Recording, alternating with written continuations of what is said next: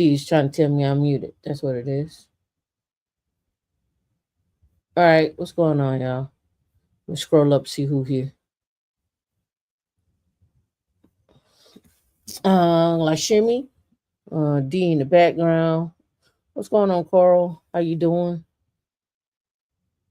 How's everything? Bless Aries East Side in the house. That's right. You know what time it is. People don't understand. East Side. To the day I die. Christina Marie, what's going on? Juan, Farida, Bless Aries, how you doing? Octavius, Sir Octavius Williams. I don't know why you took that off. That's how I'm always gonna recognize you. It's Sir Octavius Williams. You need to log out and log back in as Sir Octavius Williams. Thoughts of a Wildflower, how are you? Goddess of Seat 67, how are you? I hope y'all had a good week. Um, it's been a lot of crazy stuff going on in the world. I'll tell you what caught my eye this week. Well, not this week, this morning, I should say. Let me see if I know I brought it up. But y'all saw Jean Hackman died, right? But what's crazy about it? So Jean Hackman was 95 when he died. His wife was 65, but she died a week before he did in the house. And he died. Basically, what they're saying is he was in the house and she was dead. And then he and didn't even know that she was dead. Like that story is crazy to me. Like and the dog dead. And the dog dead. She was 65, he was 95. And the only way they found out they were dead because his pacemaker had stopped giving off, I guess, signals. And then the caretaker came over. But imagine, you the wife taking care of him, you die before him, but he can't alert nobody. He don't even know what's going on. He probably had been calling out to her, all kind of stuff. She was gone. Because I guess they didn't have an in-house nurse because she probably was taking care of her. And didn't want nobody in their business. A week apart. And it was like they died a week apart. She died from she had contracted some kind of disease from, I guess, what they say, some you can get it from urine or rodent urine or something like that. Let me see. Oh, the kids weren't checking on them. Um, she contracted some stuff, something from urine. Yeah, hantavirus. She had a hantavirus infection. Uh, and it says that it's spread by contact with rodents and their urine and feces. Now I got a question: did they have that in the house? Or how did that happen? From the sounds of it, like her death was sudden because it was like maybe she was standing and whatever she had in her hand kind of like fell and spilled everywhere. But she got the hantavirus from rodents and their feces. Like somebody asked what hantavirus. Yeah, so this is when you got to use Chat GPT. Hold on.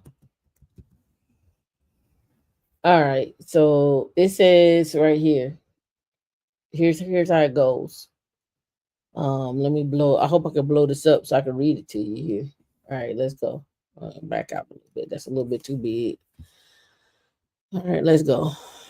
All right, it says the hantavirus refers to a group of viruses spread primarily by rodents, which can cause severe and sometimes fatal diseases in humans. There are two main types of hantavirus. The hantavirus pulmonary, I always miss that one, syndrome, HPS, found in Americas. This condition causes severe respiratory distress and can be fatal. It is primarily transmitted through the inhalation of virus laden particles from rodent urine, droppings, or saliva. And then it says HFRS, more common in Europe and Asia. This disease leads to fever, bleeding, and kidney damage. The transmission, breathing in virus contaminated air from dried rodent droppings, urine, or saliva, direct contact and infected rodent, I guess, extract, and rare bites from infected rodents. Symptoms are HBS, fever, muscle aches, shortness of the breath, fluid in the lungs, and respiratory failure, and HFRS or fever, chills, nausea, bleeding under the skin, and kidney damage. Right, and then avoid rodent infestations in the home or workplaces. So now I got questions: did they have rodents in the home that they were living in, and she couldn't catch them? And they had rat droppings. They trying to say carbon monoxide, but they said she had it. But then the question is, then I got questions if they had rodents in the home. Was he? I mean, let's be clear. Rodents do come out at night. He been sitting there. He don't know what's going on. He ain't aware.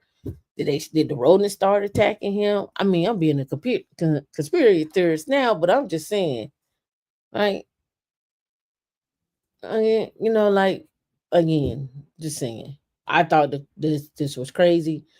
And and I'm assuming she was the primary caregiver for him in his state because he was 95. I mean, he went at Gene Hackman wasn't doing no more movies, and so forth. And then the dog is dead too. The pet that was in the house is dead. I don't know if they had one or two pets, but I know they said the one dog is dead. Right, right. Um, D, you said it really could have been one rodent. Hmm. You said a lot of rat droppings, and again, a man of his caliber and her, the amount of money Gene Hackman had, I'm assuming he had a lot of money. He should have been well off. Let's see his net worth.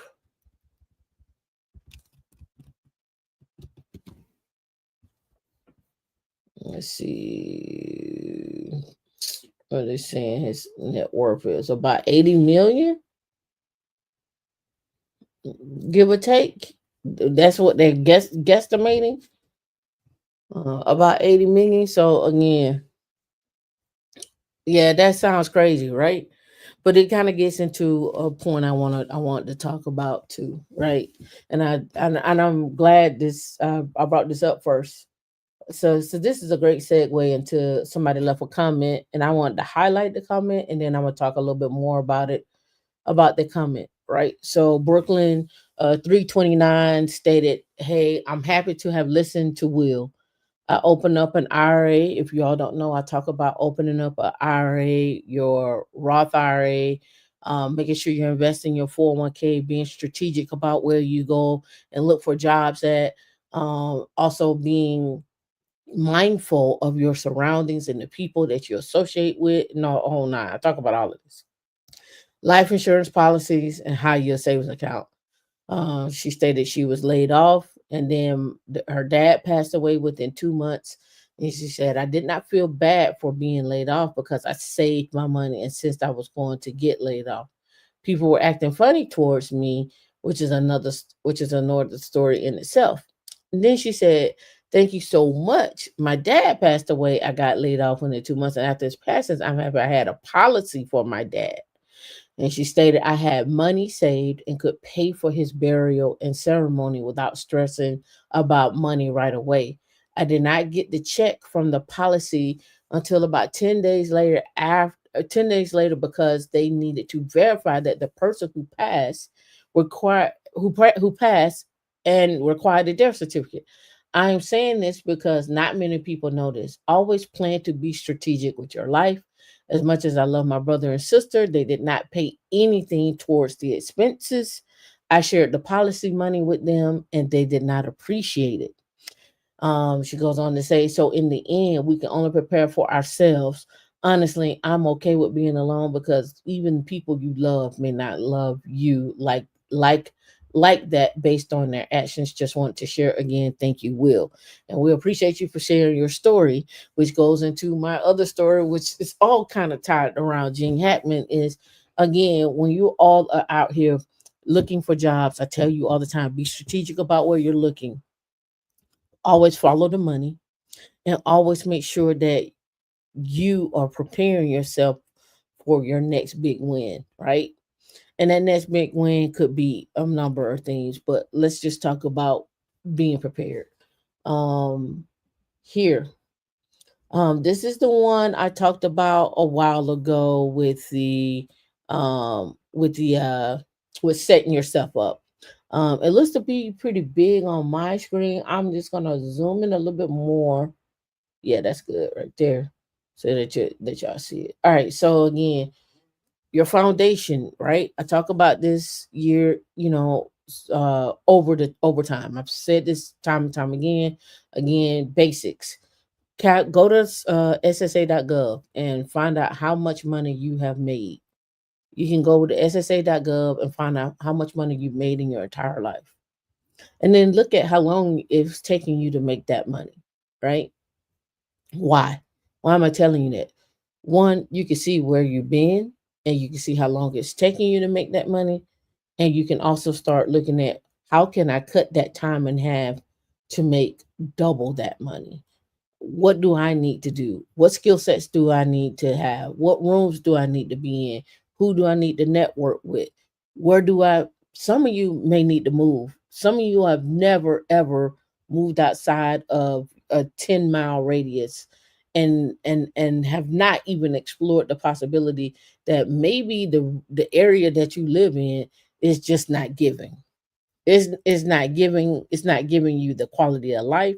It's not giving you the money you want to make. It's not giving you the network you need to be in. It's not even giving you the basic foundations for you to grow and be that wealth or have that wealth or be that millionaire that you want to be, right?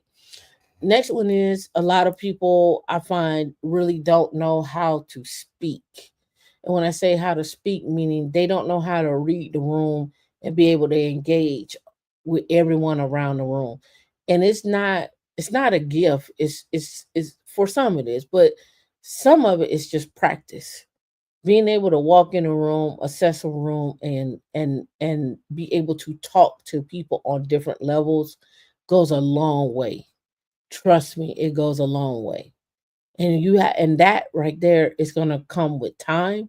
It's going to come with practice. It's going to come with experiences. It's going to come with you sharing. This right here is trust me. Trust me on this one. All right, term life insurance, that's just something you should have. You should have a term life insurance policy outside of your job, outside of your day-to-day, outside of whatever they're giving you. You should have a term life insurance policy. Paying off your high interest debt. Remember, I talked about this before. You can do the avalanche method or the snowball method. You can go to investopedia.gov. You can just go to Investopedia. Investopedia talks about the difference between the snowball and the avalanche. The next one is setting up your HSA, investing in yourself and maxing out your 401k. Your HSA, again, that's money you can take with you from job to job. That's money you can have with you that rolls over. It grows. You can use it for all your buying your contact lenses, your glasses, your any medical things. But was beneficial about the HSA as it rolls over into as you get older, you don't have to just use it for medical expenses at all. You can use it for other expenses. That's the beauty of it. So there are some people that are walking around with 100,000 in their HSA or 50,000 in their HSA or so forth. So it's possible. Uh, the next one, investing in yourself is just what I stated. make sure that you take the time to invest in yourself, whether it's reading a book, whether it's applying for a class, or going to college, or going to get a cert, or even teaching.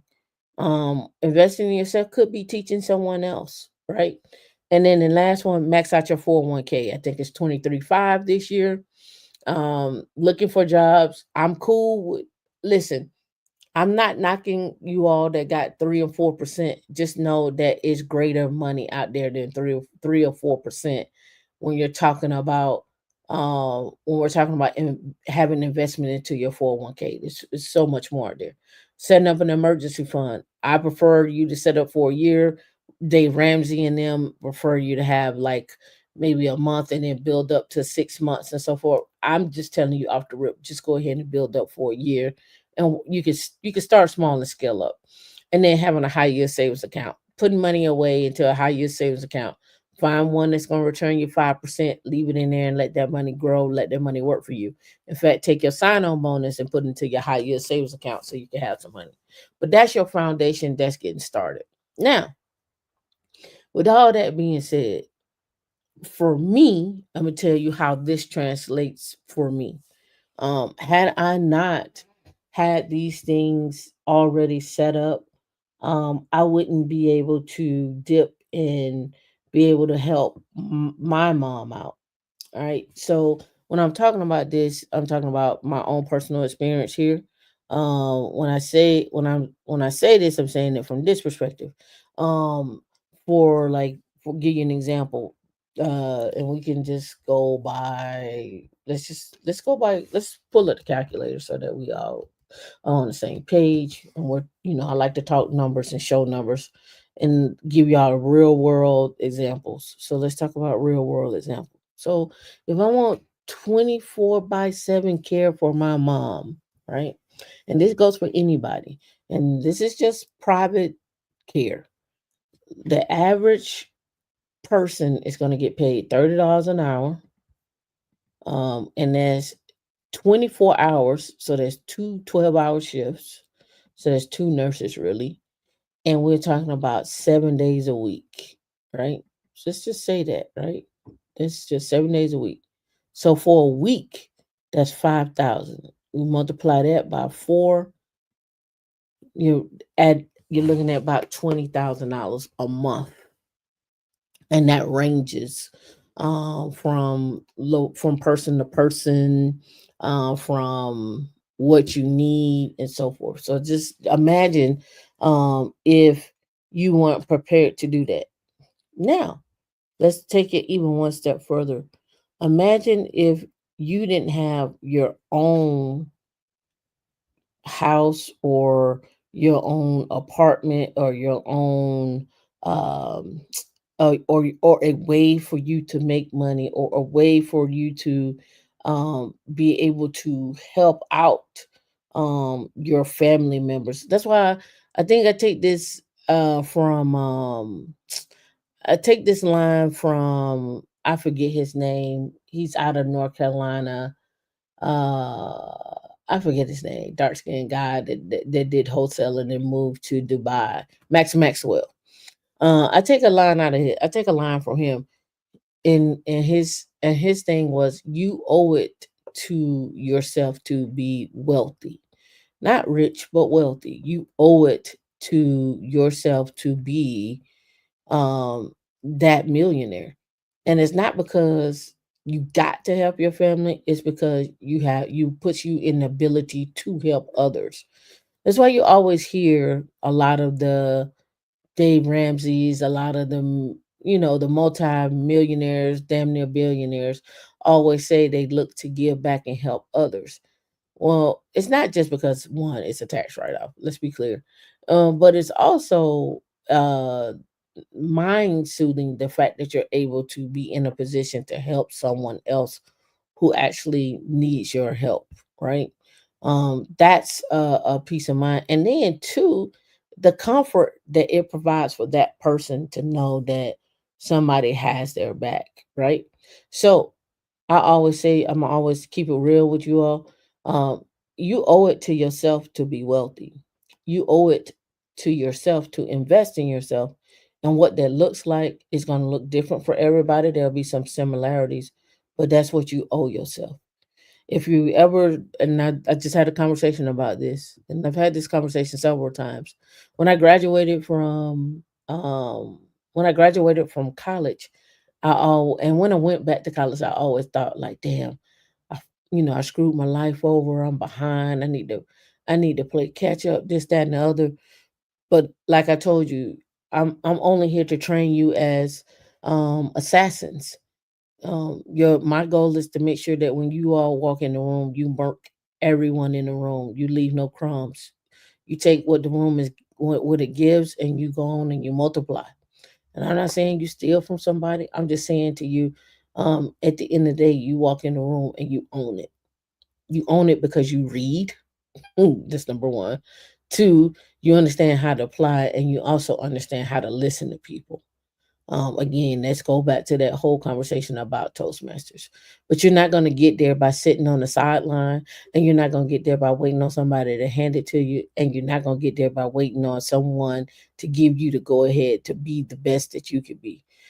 This is the time, and the time is now. So let's get it. Mad rant over. All right, let's get into the show. All right. Did anyone see this?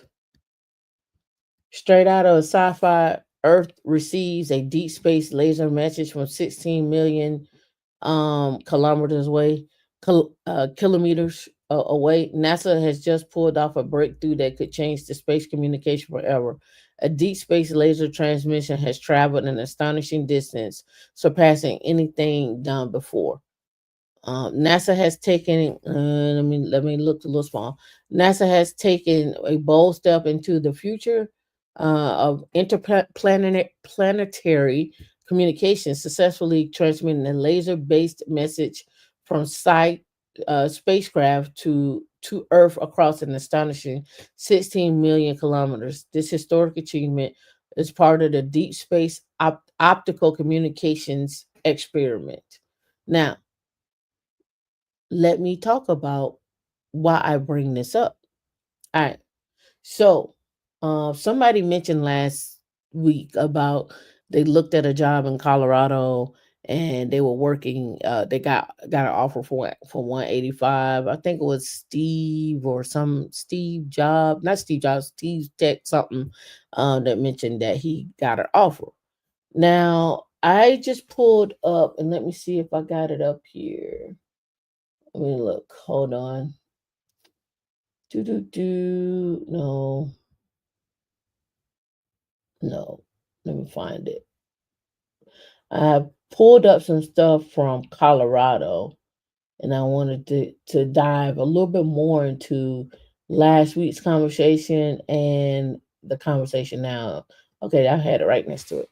All right, Space Force takes new approach to ground control systems. Again, lasers, signals, waves, intel, edge computing, uh, internet, mission to Mars, blockchain, crypto, high performance computing. Those are the things that I always talk about. Those are the lanes that are making the money. Those are what we are considering mission critical and always have considered that mission critical. All right, all right. Space Force is modernizing, and that looks small. Let me load it up. Its approach to control software, taking a modular, agile, iterative approach in a drive to overcome bugs, hold up delays that have plagued complex ground systems in the past. I keep on telling you, understand the whole scaled agile framework. I showed that to you last week, I think it was. Oh no, I showed it to you this week when I was on Erica Williams show. But I'll go over here to portfolio, and then we're gonna go over here to shared services, and we're gonna scroll down, and I'm gonna blow this up. And I want you to take note of this. Um, Let me pull it back out because it's looking super huge. All right. Application and web portal management, site reliability engineering. Everything you see on here are jobs. These are positions, these are titles, these are things that you can go after, and they all stay employed. When I say they stay employed, I don't know too many people that get laid off from DevOps, site reliability engineering in the government space. I'm only sticking in the government space. I'm talking about contractors. I'm not talking about GSs.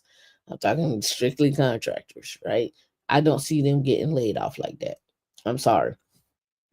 Information technology, information architecture, enterprise architecture, end user training, system Q&A, ITSM, internationalization and localization support, infrastructure and tools management, and so forth.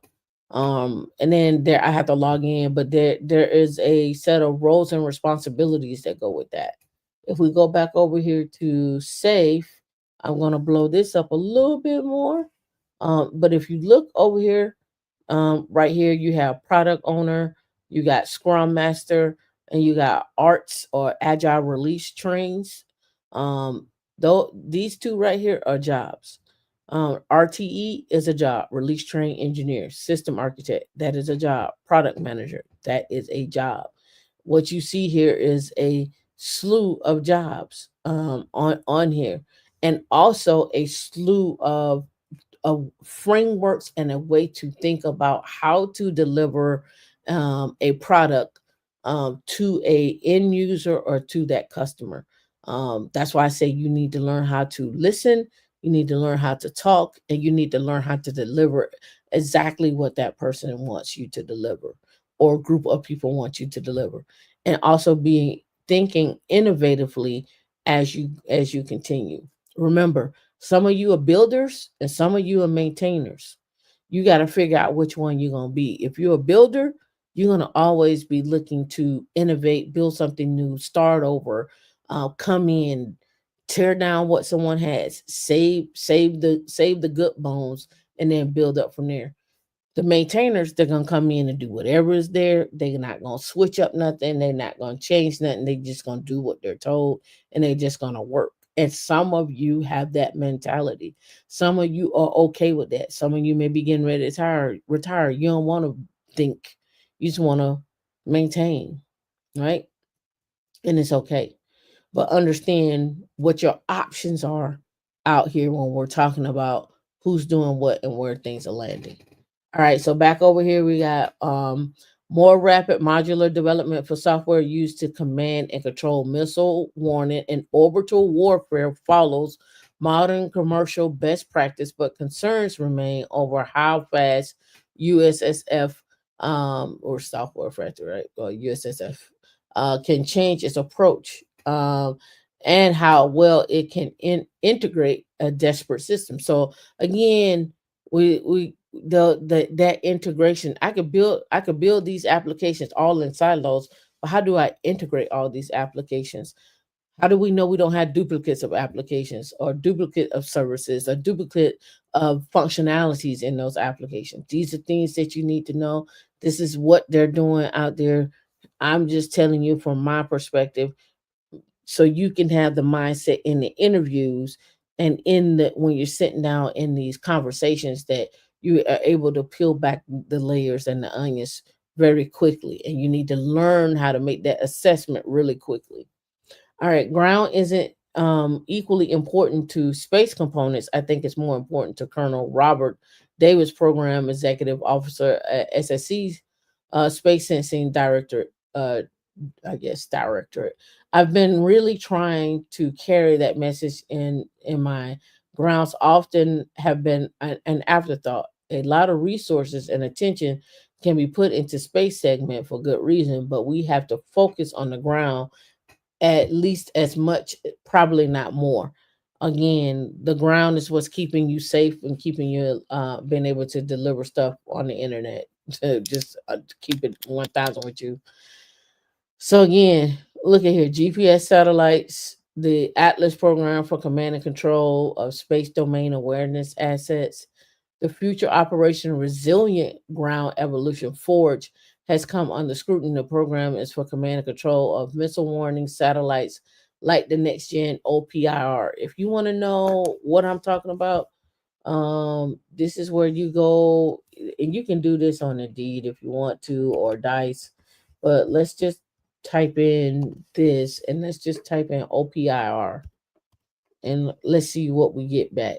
All right, so OPIR in Longmont, systems integration and verification, system engineer, software architect from 180 to 230. OPIR systems engineer at KBR in Chantilly, working as a principal engineer, principal systems engineer, OPIR's program analyst. So again, take those words and quickly drop them into Indeed, and you'll find who's doing what. So if we grab Forge right here, I may have to limit Forge because that may be a common word.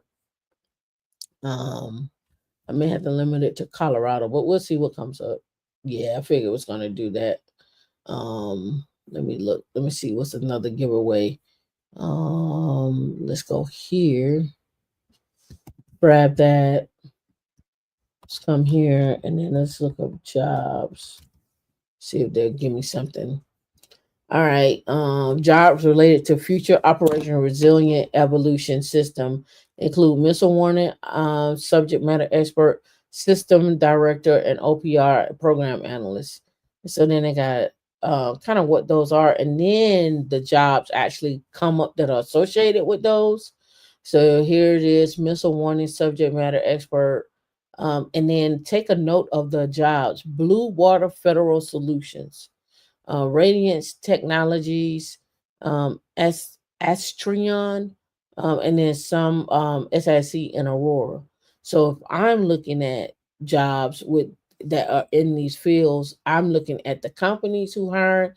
Then you can go back and look up these companies, see what they have, and who's doing what. Right? That's how you. This is from reading articles. This is how you find work.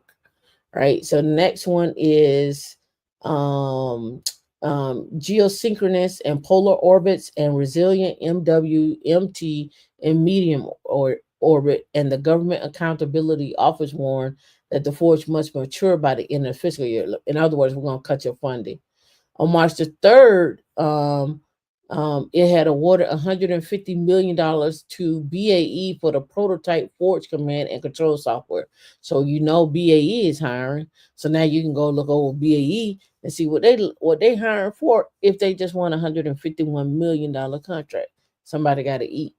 And then we got Buckley's Space Force Base.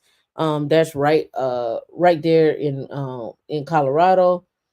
And then again, reporters at the AFA War Symposium. So I would go look up this symposium, see who attended, what companies attended, and then backtrack and see what companies attended and what jobs they're hiring for as well too. I'm not gonna read all this long article. I just wanted to show you how reading these articles you can pull information out in terms of jobs, locations, and if they're hiring or not, right? Um Here is the 9 tenets of for a successful acquisition. So let's go look at these 9 tenets. So yeah, so this is how their space is doing acquisition. So say you had a company, and you wanted to showcase what you all do. You can showcase what you do, but they can also do what they call acquisitions. So on the flip side of the government, and this is where um, fearless comes into play. I don't know if you all know who Delali is, but Fearless won some government contracting. They also got into pretty much we like to call it butts and seats, which is a service contract. But again, understanding how the government plays in the public sector and private sector as they acquire hire companies or they bring in companies to do things that they need for them to do. So one of the things they're talking about here is space acquisition and integration. Build smaller satellites, smaller ground systems, and minimize non-recurrent engineering. Meaning they're looking for companies to actually do that. Get acquisition strategy correct. Enable teamwork between contracting officer and program. Somebody to help them do that. Awarding executables, contracts. Maintain program stability. Again, showing that you can maintain and scale your actual product or your actual people that are on the contract is also a win as well. So these are like, this is just how they look at acquisitions from space perspective. You can go look at it from a Air Force perspective, how they do acquisitions. You could be making a product as a company, and they could acquire you as a baseline or have you come in and do work. Some of these contracts, and you need, and I'll send you over to Eric Coffee so you can understand the difference between a SIBR, an OTA, and so forth. These are just things that I know you probably don't hear me talk about a lot on here because I talk about it on the meetup. But again, this information not there. Drop a one in the chat if you're keeping it on what I'm putting down.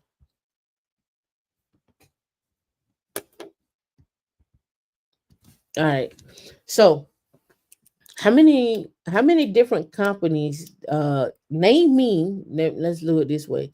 Name, put in the chat the different companies you know that Shaq owns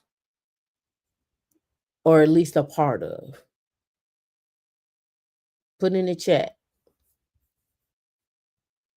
I know y'all put in the chat everything but the general. Everything but the general. Put in the chat of companies you know Shaq owns or at least a part of. Papa John's, okay. Other than the general. Yeah, he got a lot. That's why I'm saying put in the chat. Gold bond, okay.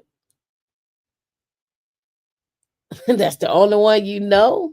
Ah, MB, you about to learn today. You about to learn today, MB. All right, so let's get some knowledge here. Let's see. Well, let's see what Chat GPC says.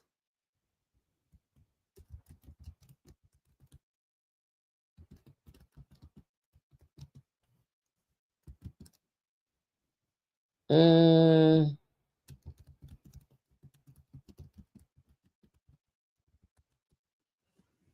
let's see. Let's see what Chat GPT come back and say. All right. Early investment into Google, food and beverage franchise, Five Guys. He owned 155 Five Guy burger restaurants, accounting for 10% of the franchise. Krispy Kreme, he owns the Krispy Kreme in Atlanta. Aunt Auntie Anne's, 17 Auntie Anne's, Papa John's, fitness centers. He owns 40 health clubs, the Big Chicken, Shaq's Fun House, real estate, commercial and residential, other ventures into Reebok, esports, and then there's a slew of others. So again, it's not how you start, it's how you finish. And so let's get into some words of wisdom from Shaq. So NBA legend Shaq says his net worth quadrupled once he took note from Bezos and started investing in things that change people's lives. Back again, changing people's lives. How are you going to do that? How are you going to change your own life, right? Again, when you start talking about changing people's lives, that is a multi a lot of people, right? We're not just talking about just one or two. There's nothing wrong with one or two, but think on a grand scale what that means, what that looks like. All right, so let me blow that up a little bit. All right, Shaq doesn't just sign checks; he signs up for investments and align with his values. A lesson he credits to Jeff Bezos, the four-time NBA champion and business mogul, says his financial success skyrocketed once he started using Amazon founders approach in investing. In 2019, told the Wall Street Journal, I heard Jeff Bezos say one time that he makes his investments based on if it's going to change people's lives. Once I started doing that strategy, I think I probably quadrupled quadrupled my worth. Let's hop down here. He said, for Neil, this philosophy goes beyond just writing checks to the hottest startups. It doesn't personally believe If he doesn't personally believe in a business, it doesn't matter how great the numbers look. He won't touch it. Whenever I do business, it's not about the money. He said, O'Neill's approach has led to some impressive wins. He was an early investor into Google, which we just saw, and has since built a diverse portfolio with stakes in Apple, car washes, and Las Vegas nightclubs. But his investment into home security company Ring is one of his big success stories. He discovered the company while looking for affordable security solution for his own home. After trying it, he was convinced that rather than buying the product, he decided to invest. It paid off when Amazon acquired Ring for 1 billion in 2018. Thanks, Ad. Thank you. Night area investment sticks at one point. Shaq owned 17 Auntie Anne's, but eventually sold them off after realizing they didn't align with his values. I asked myself, do I really believe in this? The answer is no, so I let them go. On the other hand, Krispy Kreme remains one of his favorite investments, mainly because he's obsessed with the brand since college. Krispy Kreme is a fabulous donut, and I was introduced to it in college, and I've been in love with it ever since. $100 million mistake from by investing in Starbucks, I'm assuming. O'Neill investment record isn't flawless. One of his biggest missed opportunities is Starbucks. When Howard Schultz wanted to do business with me, I looked at the deal and said, Black people don't drink coffee. O'Neill admitted I was wrong. That miscalculation cost him millions and serves as a reminder that even the investors could, investors can't predict every trend. Now, I wanted to stop right there because when we're talking about investing, and it's not just from a company standpoint, investing into companies, it's about also being able to read and understand what the company does and how you, if you're an investor, can help grow that company. So I give you my own personal example. I've invested into two different companies. Um, the first one was I invested, and this gets into why I always push you all to 200,000, is so that you can become that accredited investor, so that you can get offers or people come to you. So especially from on the private equity side, from venture capitalists and so forth, where you can take your money and invest and grow. So what does that look like? So I invested 10,000 into a company, end up getting in 2.5 years 42,000 back on a return, and I still get returns on that investment as well too. And I think that's gonna be. I think I got about 3 more years on that investment. But again, I'm just showing you how you all can take your money and invest your money and grow your money. And also, again, a lot of people don't want to work for companies that are building like drones to attack and kill people because of X, Y, and Z. But nevertheless, some of the companies that you work for also invest in stuff that is not in good interest or in your best behalf or so forth. So again, I'm just trying to notify you that sometimes you could be so far to the right that you miss the stuff that's really sitting out there in front of you. A lot of people like, hey, I don't like Jeff Bezos, but they shop at Amazon all the time. Like, I don't like Walmart, but do you know how much all Walmart actually owns, outside of just the Walmart stores and so forth? So again, it gets into all of that. You just never know who owns what and who's dipping into what. So, what lesson did we learn from Shaq? That what my takeaway was: one, yes, invest in something that's going to change people's lives, but what lives are they changing? Right? Whose lives are they changing? Are they changing the lives of your community? Are they changing the lives of somebody else's community? What does that look like? Things just to be aware of when we're talking about this. And also make sure you invest. Read the fine print. Go through the numbers. So if you don't understand something, sit down with somebody and go through it. Yep. You said stop thinking about color. You said I was in the middle of lab and I had to take a quick break to watch this. Thank you, Justin, for watching. Thank you. All right. So, Texas A&M University selected by Chat GPT maker for Open AI for the $50 million consortium. I told you about a week or two ago that Andrew, Palantir, and Tesla are all getting together to go after government contracts at $850 million. Uh, that's on the table.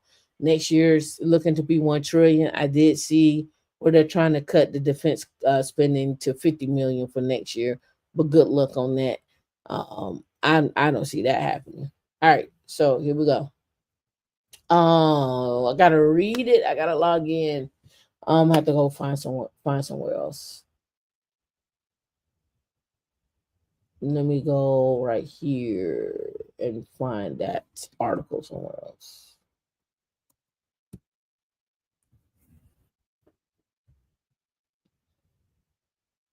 All right, San Francisco-based ChatGPT has tapped Texas A&M as one of the 15 institutions across the country for its next gen AI consortium. I wonder what the other 15 schools are. San Francisco, blah blah blah blah blah blah blah. All right, OpenAI said would be used to put AI tools in the hands of researchers and educators. Now, did you see where the researchers and educators they were talking about charging $20,000 a month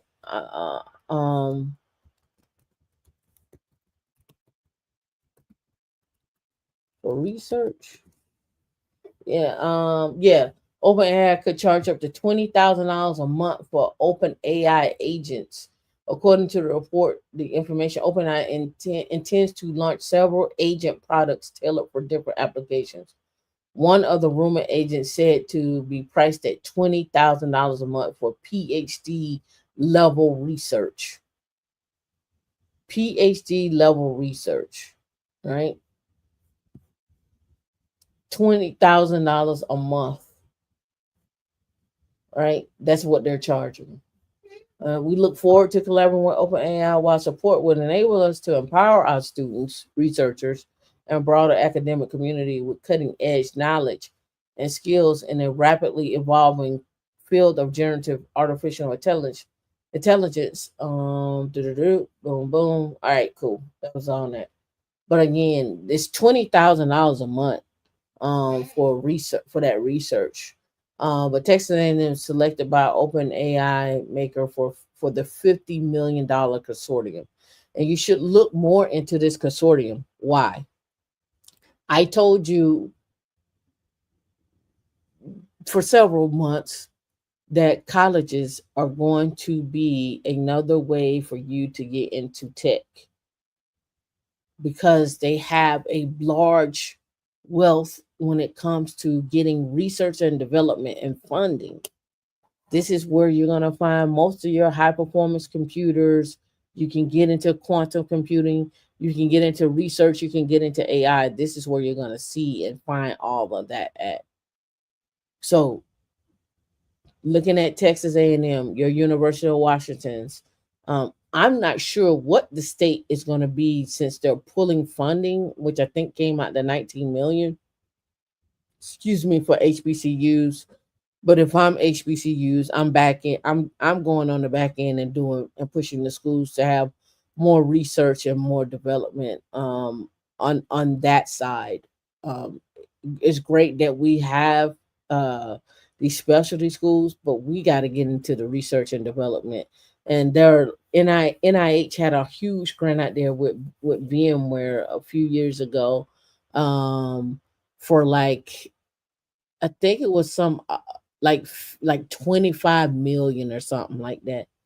And I was contacting schools to try to see if they needed help from me and a group of folks that were writing towards those grants to help get like that type of money into schools to do research. They were basically looking like, hey, if I got all this stuff sitting in a data center and I'm using VMware, how can we help the energy of these things and scale them down? So that was one of the big things.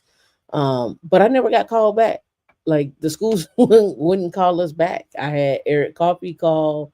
I called. I called for 3 months and I never got a call back. Eric Coffee called for 3 months and never got a call back. No one ever called us back. So mm, that, I guess it wasn't that important.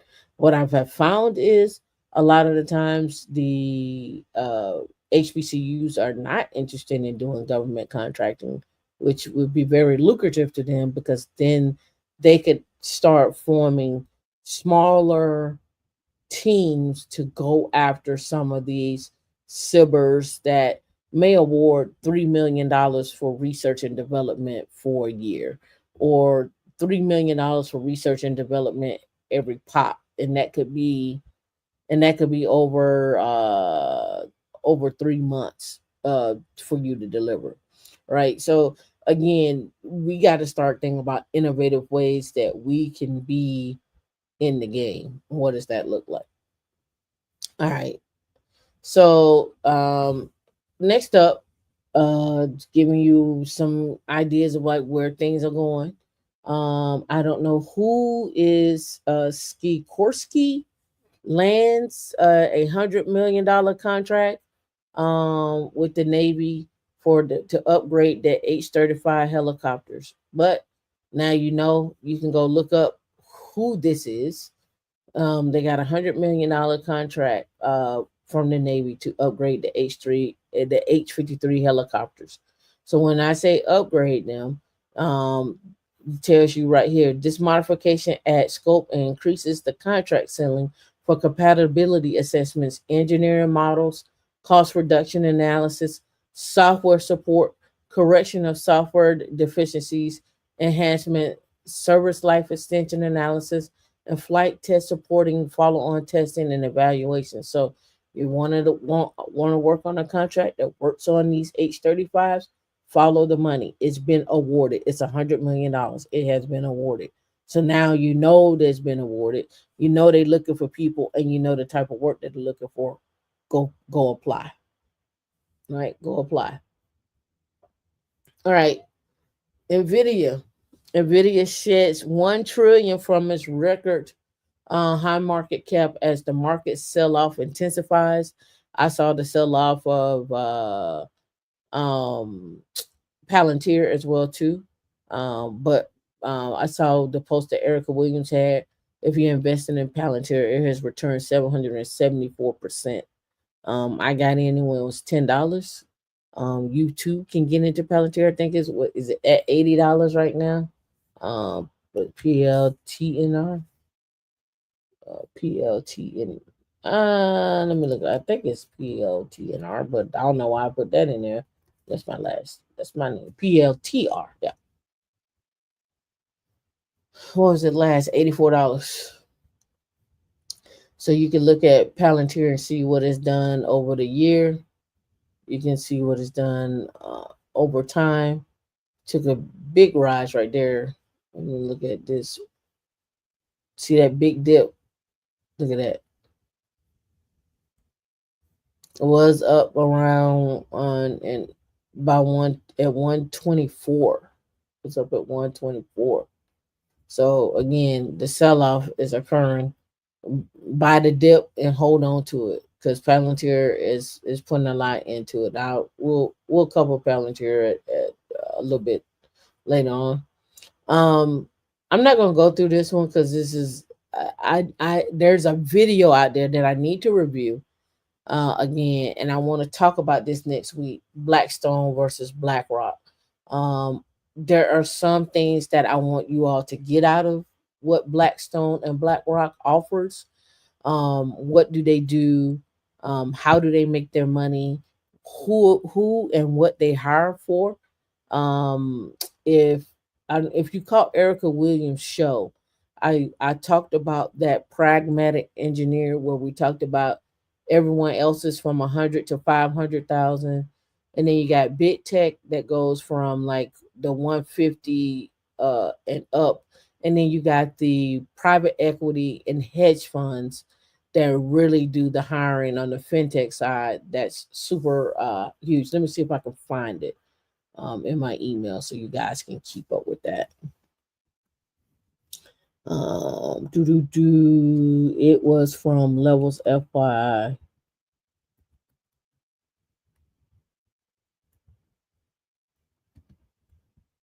Oh, there it is right there.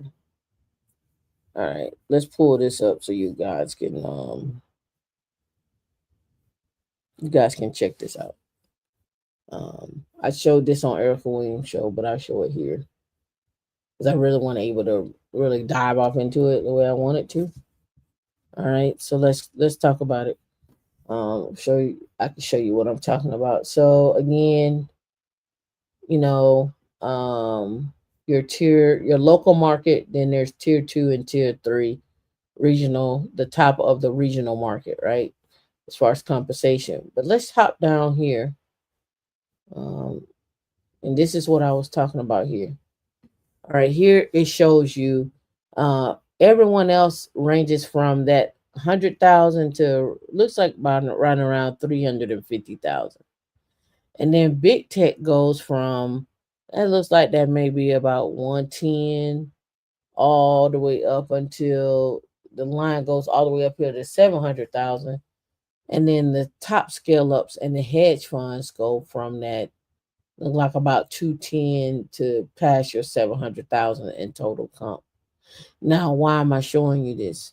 Because a lot of people in in particular our group, let's just say that we tend to fall here somewhere in here in these groups. And there's nothing wrong with making 100 all the way up to 500.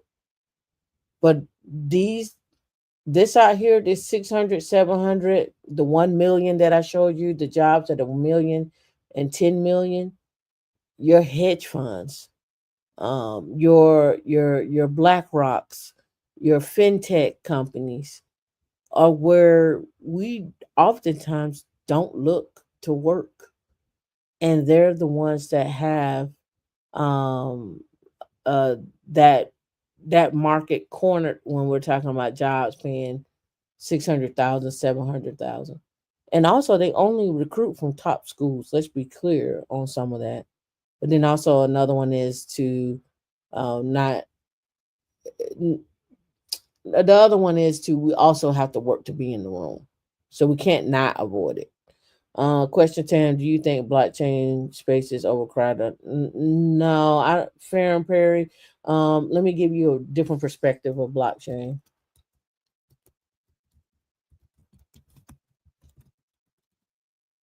So we start talking about blockchains and satellites.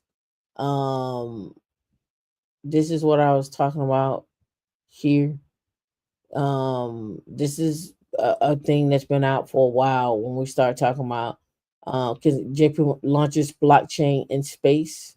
When we start talking about how we transform space and blockchain, multi-sensor satellites and blockchain, you can keep going down the line. But again, when we start talking about how does blockchain play into critical mission transmission of an encryption of sensors and satellite and data, that space is not saturated. They're looking for people in that space. But it's such a quiet kept community. Like you will have to know somebody to get into it or whatnot, to start researching and start knocking on doors. Right? It's the same way with the Intel community. Intel, public sector, around that, it's such a small community. It's not a lot of us. It's not a lot of us that, and they don't talk much. You don't see them. They don't come outside like that. But they're there. They exist. They're there, and they all know each other.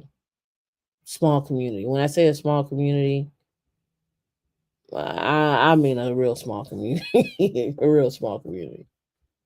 All right. All right. Deloitte to tie office attendance to bonuses. So everybody need to return to office. And Deloitte said, if you ain't coming to the office, you don't get no bonus. You don't do no work, you don't get none. I'm in a bind, Nate. You don't do no work, you don't get none. You don't get the bonus. You don't get no bonus. You don't get nothing. So that is what Deloitte is doing. Um I find it funny because does Deloitte give out bonuses like that? That's the question you got to ask. Do you even give out bonuses like that? Probably, some people probably ain't never seen a bonus at Deloitte. Yeah, that's funny. But you're gonna see this as a trend. Deloitte to tie office attendance to bonuses. Deloitters who can math don't care. All right, next one. The U.S. seizes 23 million in crypto linked to LastPass. Remember, LastPass had a breach a while back, um, and now somebody, I guess, probably kept their username password the same, never changed it. It got hacked. It got hacked. They used those credentials to go in and seize somebody's crypto wallet for 23 million. Probably jacked them for 23 million. Right? I like office days, but man, it's a lot of work. Commute. I pump for my babies. It's like I got you easy. It could be a lot. All right, Andrew to supply advanced attack drones to the Ukraine as it builds out its Ohio facility. Again, Andrew building out data centers in Ohio. We talked about this. I guess you call it the rapid expansion of AI. Instead of retrofitting some of those servers, they're just saying screw it. It's not, the cost isn't worth it. We'll just build out a new data center. So be careful on that front. And I think uh, I don't want to talk about that. I think that was almost everything. How do you get your net worth? We could talk about that another time. Oh, here we go. Proposal to put a $2.8 billion data center outside of Spartanburg, South Carolina. Go buy the land now. Go buy the land now. In Spartanburg, go buy your land now. Oh, commercials for Android have been pumping. Okay.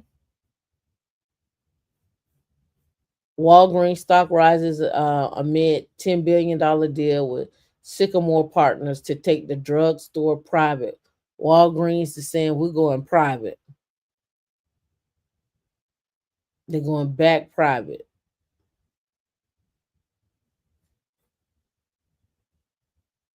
IoT, yeah, it's always good.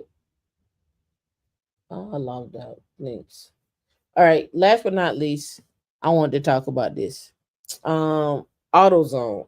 Did you all know AutoZone stock, this one share is, I think it closed at 3,600 last night.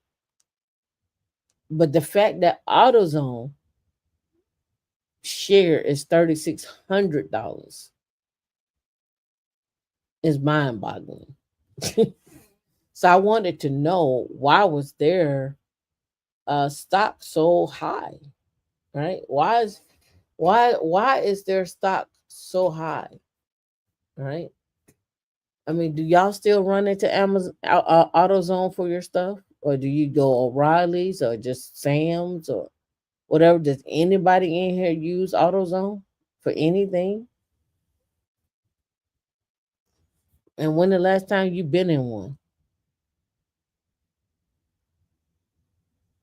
Put in the chat. All right, so place it in my row. All right, so the parts retailer market capitalization is 58.2 billion. According to Investing Pro analysis, the stock appears to be trading above its fair value, despite maintaining notably low volatility profile, the peak reflects the significant uptrend for automotive parts retailer, which have seen its value increase over 16.33%. Right.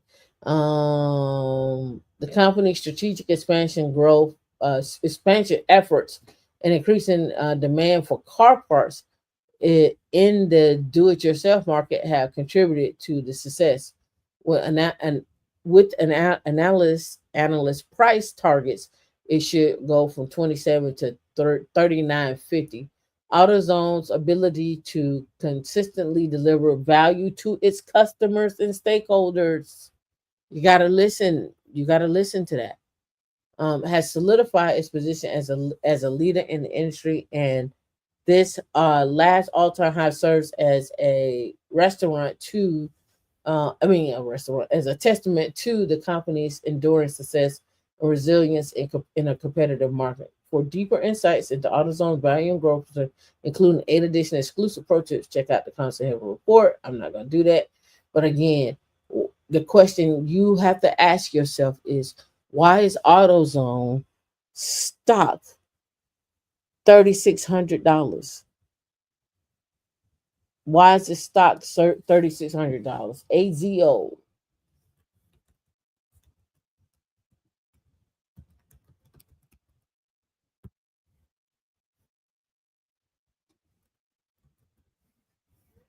AutoZone 3614 over the 5 days.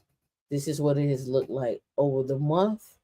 This is what it's looked like over 6 months, year to date, 1 year, 5 years. That's what it looked like in 5 years and max. So it looked like it started in about 2010.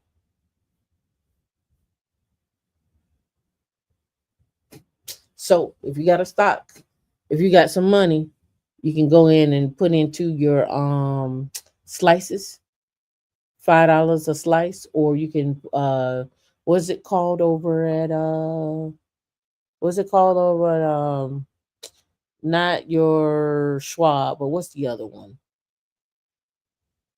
What's the other one that you all use? It just slips my mind now. It's not Schwab. What's the other one that y'all use? I forget what they call them over there. But basically, you can go in, you can buy $5 worth of AutoZone and keep it pushing. You said South Carolina Meta announced plans in August 2024 to develop a data center. Yep. I reported on that one a while back. But again, looking at a fractional share. No, it's not E Trade, not Robinhood, but you can do fractional shares on Robinhood.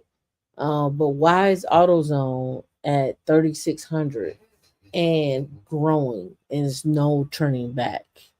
When we're talking about this, so you can go buy $5 worth for AutoZone. You can go buy $5 worth of Google or what have you. Invest in Fidelity is what I was looking for. This Fidelity. I forget what they're called in Fidelity. In Schwab, they're called slices. In Fidelity, I'm assuming they're called fractional shares, but I'm not sure. But again, look at those companies, and again, just something that you all use every day. Going back to Shaq's word, it changes your life, right? It's something that you use every day. Your battery died, you go get it. You need a spark plug, you need some microfiber towels or what have you. It's There's a day-to-day change in your life. So it's something that you can use every day. So you can invest into an AutoZone. So right. There are many AutoZones in the DMV. Yep. So again, when next time y'all drive past the AutoZone, know that their share is $3,600. What is AutoZone net worth?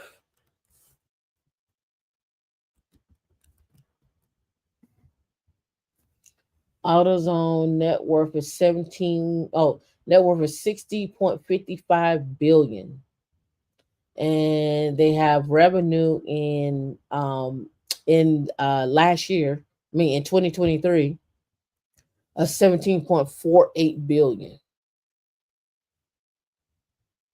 Right? You think AutoZone got government contracts? I don't know.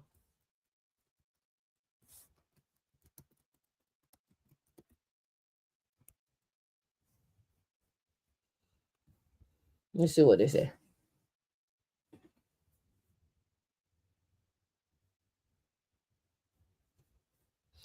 All right, OE repair fleet department support. I can see that. So let's know.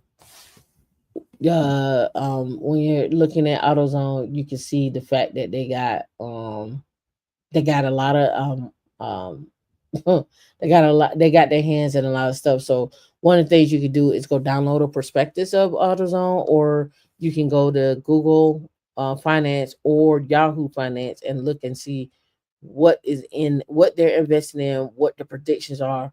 Go read about them before you make the investment. But if you don't really care and it's just something you want to do, drop $5 on them. I own them. I'm gonna buy a couple of more shares of them, and ride it out and see what happens. Right. All right, y'all. It's been real. I ain't gonna hold you 2 hours today. I know D is surprised that I ain't going the whole two today. No, I'm not going to whole two, but I'm not today. All right, y'all. Y'all be safe, and have fun. And remember, don't forget to invest in yourself. Be wealthy, not rich, is my thing. And you're always one skill away from 200K. Y'all be safe. Congratulations, 7 on your Cloud Plus. I see it. You just posted it.